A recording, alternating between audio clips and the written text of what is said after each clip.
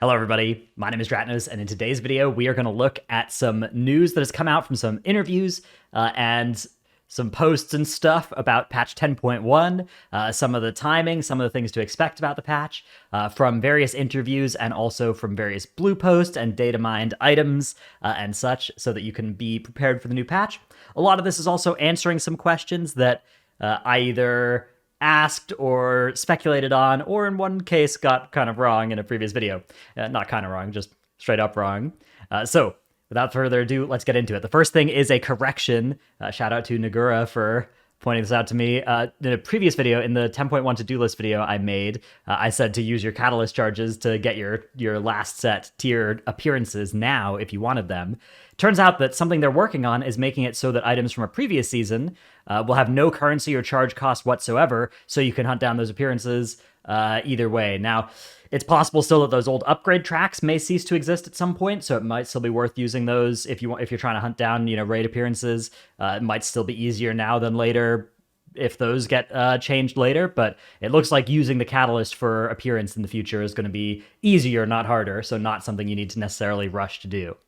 Second thing is an update to previous policy, or not policy, but a previous answer has now been sort of updated by Blizzard here in a way that I'm not super thrilled about, but it's okay. Onyx, Annulet, and Primordial Stones. So initially they said our goal is for this to not be better than a Mythic Ring from Aberrus the Shattered Crucible. And that was their goal at the start. They say in this interview with Maximum and Morgan Day, which, by the way, great interview. You should check it out. This video is not going to be like an interview thing. So there's more stuff in here that we're not going to cover. You guys should go just watch that initial interview to see. But anyways, the thing is, because it's an item that's too strong. And again, it's a weird item because it's too strong for some specs. It's still not strong enough for others. It's in a very weird space as an item. But because of that, nerfing it would feel really bad for the people that are now getting nerfed, right? So they try to avoid item nerfs whenever possible. So there are no plans to nerf it until at least 10.1.5, which means that if you are a tank player, a healer player, like a Ret Paladin, Windwalker Monk, a Rogue, some other specs as well that I'm sure I'm forgetting, then the Onyx Annulet is certainly going to be better than a Mythic Aberrus the Shattered Crucible ring, and that is going to be the case going forward, which is disappointing for me. I think that it's stupid because I hate that I'm wearing this stupid ring that has no secondaries on it. It just has this proc that doesn't feel like anything, and is now going to be this. And I was reasonably happy about this system largely because they said it would not be better than the Mythic rings, which I thought meant that they were going to nerf it if that was what was going to happen. So I was a little bit less worried about that. So it is annoying to see this go the other way, but I guess it's not the end of the world. It's whatever. I have it on most of my characters now. I'll finish farming it this week on the other ones, and I guess it's one less item slot to be looking for from the new raid. And then the next raid tier, or 10.1.5, is going to feel even better when I get my secondary stats back, I guess. Okay, another thing, this item, shout out to Wraithen on Twitter who DM'd me this item. This is the Splintered Spark of Shadowflame, and there's been a lot of questions being asked about the cadence, the acquisition pattern of the Sparks of Shadowflame, which are the Season 2 versions of the Sparks of Ingenuity. And this item basically reveals what they're planning to do. It doesn't 100% answer the question, but it's a purple item with on use combine 2 of these to make a Spark of Shadowflame, and it can be obtained once per week from your first Malicious Horde, which Militia is like the war mode person, or Sensational Niffin Treasures, which come from like a weekly Loam Niffin, which is the new rep in the Zaralek Caverns. So basically I think it's kind of the Aiding the Accord thing, the next patch's version of Aiding the Accord. So since Splintered Sparks of Shadowflame, you're gonna get a Spark of Shadowflame once every 2 weeks, assuming you're getting these Sparks of Shadowflame, these Splintered Sparks of Shadowflame. Looks like there may not be the same sort of catch-up mechanism that the Sparks of Ingenuity had, unless there's something, again, like this is just an item. It's possible there is a catch-up that lets you get up to the amount that you're supposed to have of these if you miss a week, but that seems less easy for them to do than just the time-gated quests, which were inherently, they had that catch-up to them with the Sparks of Ingenuity. So make sure that you are doing these once per week until we know if you can actually catch up and get these if you happen to miss one. And then this probably means that the first Spark of Shadowflame will be acquired on May 9th, the second week of 10.1 and the first week of the Raid and Mythic Plus. And then you won't get your second Spark of Shadowflame all the way up until May, what's 9 plus 14? I'm an American. This is very tough for me. 23rd, something like that. So, yeah, 23rd. Pretty confident on 23rd, which means that especially if you are somebody, the pattern, remember, at the start of 10.0 was you got your first Spark of Ingenuity insta, and then you got your second on the third week of the patch and the second week of, which was also the first week of the raid, right? So basically, you're going to be behind by quite a bit of sparks relative to how we were in 10.0, which means that, for instance, at the start of Vault of the Incarnates, your very first crafted piece could have been a two-handed weapon, and a lot of people did craft a two-handed weapon as their first thing, and that cost 2 Sparks of Ingenuity, but that was fine because you had 2 Sparks of Ingenuity on the raid week. Here, you're not going to have your second Spark of Shadowflame until the third week of the raid, probably. I am making some assumptions about when this quest will be available and stuff. It's possible that this could move in either direction. It's possible you got a bonus Spark of Shadowflame from something early on, and all that would throw this assumption off. But if this is correct in terms of how it would work, it would mean that doing something like crafting a two-handed weapon is probably not going to be as much of a play pattern, because you'll probably not want that first Spark of Shadowflame to just be sitting there doing nothing for those first 2 weeks when it would be at its most powerful. So just a little thing to think about. Depends on how this thing works. We'll have to see. Of course, a lot of unanswered questions, just a data mined item, but it does give us some hints as to how it might work, and at least we get to sort of think about what we'll do if it works that way, because we kind of already know what we'll do if it works the way that Sparks of Ingenuity worked. Okay, then there were some content creator interviews, both EU and NA content creator interviews with Ian Hazacostas, and one thing that came out of the EU interview that I've now cleverly scrolled away from. Oh yeah, it was M+. Okay, so key levels are going to depreciate by 10 levels going into Season 2, which means that if you do a 20 in, I guess, next week, you'll get a 10 at the start of Season 2, which will be May 9th again. That is a lot. The previous numbers were usually 3 or 4 levels, maybe +1 for a deplete, and this is instead going to mean that your key is going to drop to a substantially lower level than the one you were doing at the end of Season 1. I think this is a good thing. I think that the experience of there being a huge incentive to push really, really high at the end of the previous season and then get an already max reward level key out at the new season was pretty bad. And it kind of deprives you of this fun that you get to have at the start of the expansion of pushing up your keys for the first time, even if you're then going to stay at that holding pattern of whatever number you end up farming at for the rest of the expansion or for the rest of the patch. So I think this is good. We're getting a new dungeon pool, which they note as part of the reason here, but I actually think this would have been good to do even back in the old system as well. I thought that a lot of the reason that Tormented kind of felt bad at first was because we were bashing our heads against it at a fairly high key level, because the way that scaling and stuff ended up working out, our keys didn't even get much easier at the start of the new season. And I think that more of a reset at the start of the new season makes sense. If this sounds awful to you and you're like, oh no, I really wanted to get a 20, I mean, you just got to push up a key from, okay, so if you were planning to get a 20 at the start, then you were going to be able to do a 23 or a 24 the week before. So now instead you're going to be getting, say, a 13 or a 14. If you were planning to time a 20 in the new season, a 14 should be 2 or 3 chestable for you, right? And then the 17 should be 2 chestable, and the 19 should be timeable, right? So we're talking about 3 keys to get back up to a +20 if you really are going to have an easy time with it. And if you're not going to have an easy time with it, then I think it's very good that they're not giving you that key that's already at the level of a push key for you. I think that this makes really a lot of sense for Blizzard to do this, and I do think it's good. It does, especially in a world of normal, heroic, mythic plus all opening at the same time. It does further add a little bit more time pressure to that first week, right? That even that process of just pushing 3 extra keys, if that's what you're going to do. And obviously for some people that, something's going to go wrong in year 14, something's going to go wrong in year 12, and your key's going to go up by less or not at all than you expected, right? So this may mean that there's an extra 2 or 3 hours taxed out of your first reset, which is already a very heavily time-intensive week. So I do recognize that downside of this, but I think this is worth doing, and I think this is a good change to be made here. They're also open to changing the rules for rerolling keys at a higher M+ level. At lower levels, there's reason for encouraging a variety of dungeons, but once you're past 20, you're not doing it for more rewards, you're doing it to push rating, but having to push score involves a lot of hoops to do so, and it's understandably frustrating. Nothing specific to announce at the moment, but they're open to changes in the rule set for the 21+ range. I think this is a good idea as well.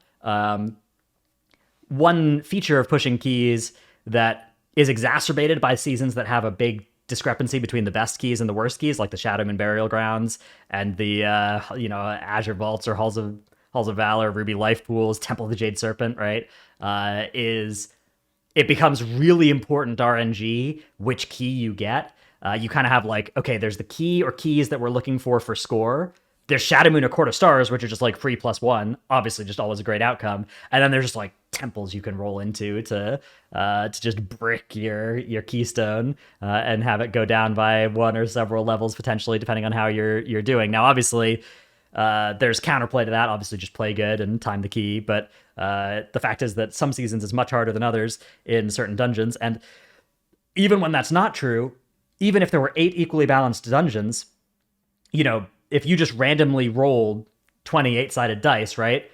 The most common number that's going to show up, like you're going to roll 4 of one number and 0 of another number just by random chance. And that's a really frustrating part about pushing keys, is that you just get a lot of shots randomly at some keys and only 1 or 2 shots potentially at other keys. And of course, that scales really well with investing a lot more time into it so that you can kind of smooth out that RNG. But I think that some sort of key re-rolling system where doing keys at 21 or higher earns you currency that you get to then use to re-roll at a rate of maybe every 5 or 10 keys you get to re-roll a 21+ key once. Even I think at that kind of exchange rate, I think that would start to be quite a big safety valve against like the always rolling the worst keys thing that can feel really, really unfortunate when it does happen.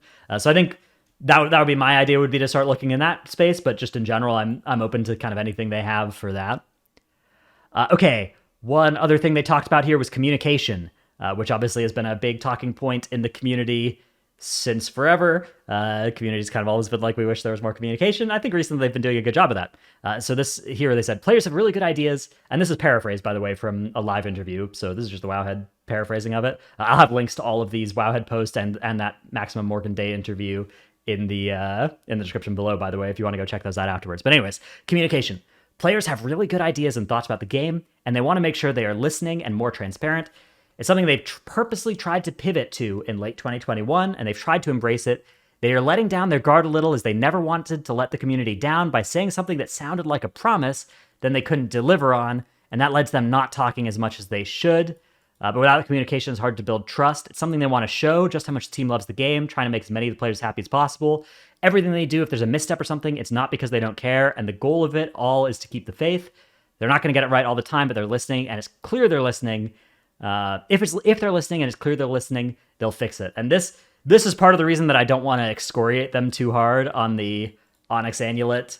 Like, oh, they said that it was not going to be better than the Mythic Rings thing, and now they lied with that promise or whatever. I don't think that's a productive thing to do, because the fact of the matter is, like, if they're doing more interviews, if they're doing more posts, if they're saying more things, and if they're saying like, oh yeah, this is our plan for this, some of those things, by definition, the more that they do that communication, the more they're going to be communicating about things that they're less sure about, or things that are more open to being changed. And what happens if we as the community end up like nitpicking and looking for like one sentence and or one thing that they said at one point as part of like a, hey, we're deep diving and talking about what we think about this, if they then change their mind on it later or do something different later, or in this case it's like, well, that was our goal, but we kind of missed the mark on that, and now we have this other conflicting goal that we think is more important, right?